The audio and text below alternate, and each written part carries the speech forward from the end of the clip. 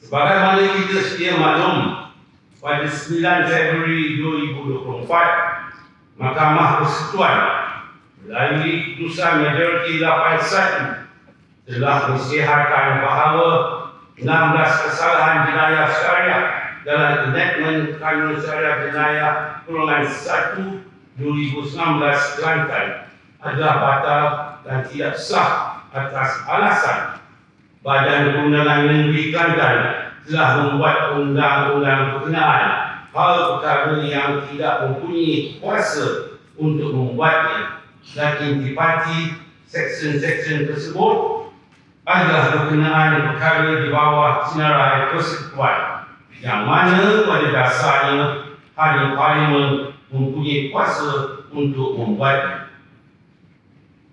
Mahkamah Persekutuan dalam membuat keputusan telah memutuskan bahawa prinsip undang-undang yang diguna pakar dalam mentafsirkan isu yang berbangkit ini adalah jelas dan mantap di dalam menentukan sama ada suatu undang-undang yang dibuat oleh Parlimen atau Badan Perundangan Negeri itu adalah sah atau tidak dan termasuk dalam batasan kuasa perundangan masing-masing.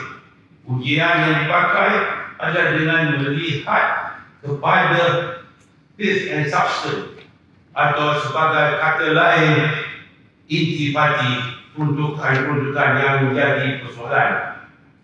Jika dari segi intipatinya, peruntukan yang dibuat oleh Badan Perundangan itu adalah termasuk dalam senarai persekutuan, maka Badan Perundangan Negeri tidak mempunyai kuasa untuk membuat undang-undang tersebut.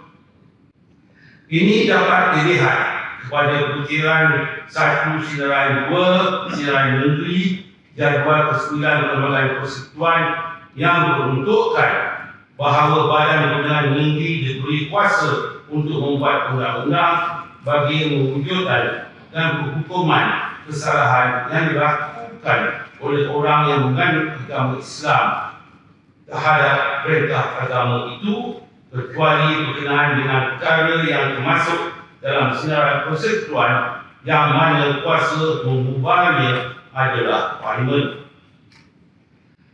Pelbagai pihak, utamanya ahli politik, mengamal undang-undang dan para akademik dan rakyat biasa telah membuat pelbagai ulasan dan tafsiran terhadap putusan kes tersebut. Terdapat ulasan yang memberi penjelasan sebenar tentang kesan kepada putusan kes tersebut. Namun demikian, terdapat juga ulasan berdasarkan kepada politik kepentingan pihak-pihak tertentu sehingga menimbulkan pelbagai kekeliruan kepada umat Islam di negara ini. Malah ada yang telah menyifatkan keputusan Mahkamah Persekutuan tersebut sebagai titik Black Friday kepada undang-undang jenayah syariah Islam di negara ini. Mereka tidak berhasrat untuk turut sama terlibat dalam politik tersebut. Pada hemat mereka, semua pihak harus menghormati keputusan Mahkamah Persekutuan dan kedudukan kelembagaan persekutuan sebagai undang-undang utama negara perlu sentiasa didokongi oleh rakyat Malaysia. Di dalam menangani isu yang bangkit ini, apa yang lebih penting ialah usaha kita dalam mencari jalan untuk mengatasi segala masalah yang timbul dengan mengkaji kaedah memperluaskan kompetisi Badan Perundangan Negeri untuk mengubah undang-undang jenayah syariah dalam kerangka yang ditetapkan oleh lembaga persekutuan. Usaha ini termasuklah mengkaji sekiranya ada keperluan dan mencadangkan pilihan kepada peruntukan tertentu lembaga persekutuan dan atau undang-undang persekutuan yang berkaitan bagi memastikan kuasa Badan Perundangan Negeri untuk mengubah undang-undang jenayah syariah termaktub secara jelas dalam perlembagaan persetujuan tanpa sebarang kekaburan yang berikut. Kita telah disembah maklum bahawa Jabatan Kuasa Khas mengkaji isu berkaitan kompetisi Dewan Undangan Negeri untuk mengubah undang-undang Islam yang ditubuhkan atas titah mereka semasa mesyuarat MKR kali ke-70 pada 28 Ogos 2023 sedang meneliti persoalan yang berbangkit ini. Kita juga telah disembah maklum bahawa terdapat 4 isu utama yang telah dikenal pasti oleh Jabatan Kuasa Khas untuk diteliti, iaitu A.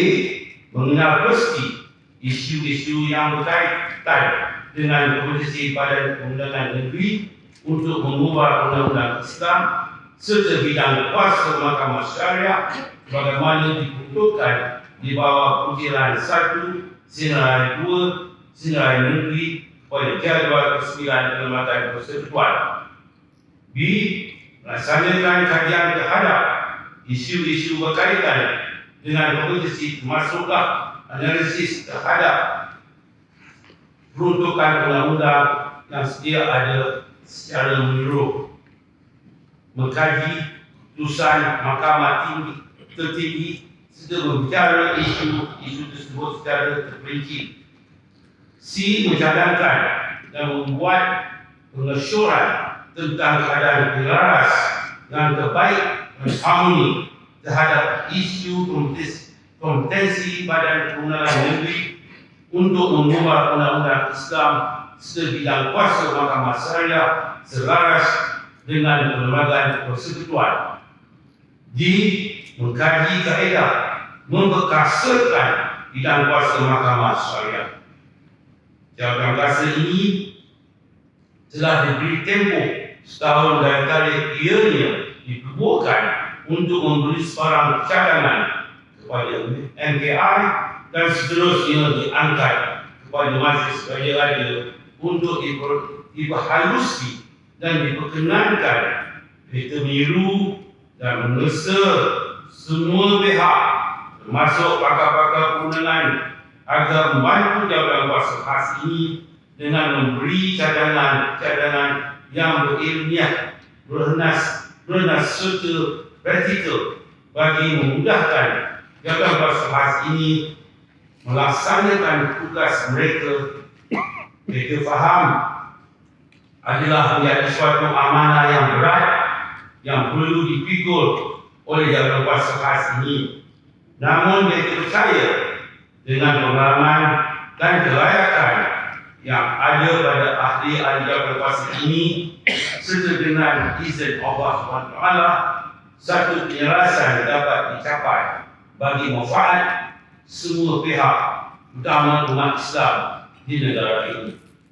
Sementara itu, kita menyeru kepada semua pihak, utama umat Islam, agar bertenang dan tidak menimbul sebarang kekecewaan sementara menanti cadangan dari Jabatan Kuasa berkenaan.